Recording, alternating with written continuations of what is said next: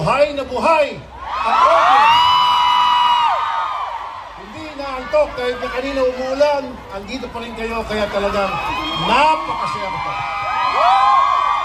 Sana lahat ng mga gatherings na pinupuntahan ko, ng grupo ko, ganito sana kasaya para, ayun, may kapal sa dulo, para happy tayo lahat. Ayun.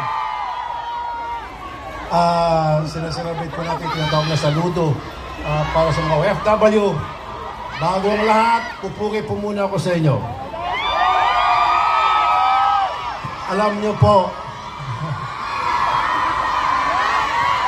just imagine kung wala ang mga remittance ng ating mga OFW, ano na mangyayari sa ekonomiya ng Pilipinas?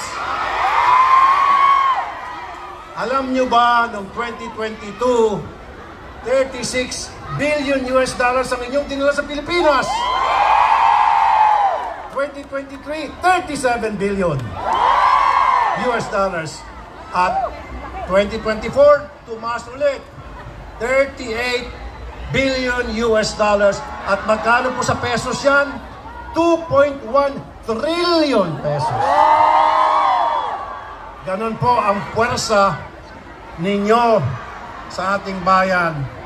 Ganon po kalakas kayo sa ekonomiya ng ating bayan. Pero, love you too. Pero, hindi naman po siguro masama kung tayo'y mangarap. Ano po? Sabi nga nila, libreng mangarap. Sana, parang araw, hindi na natin kailangan pang mag-ibang bansa dahil may sapat na trabaho na sa Pilipinas. Kasi po, kaya nga tinatawag kayo mga bayani. Alam niyo na po siguro, pero ulitin ko,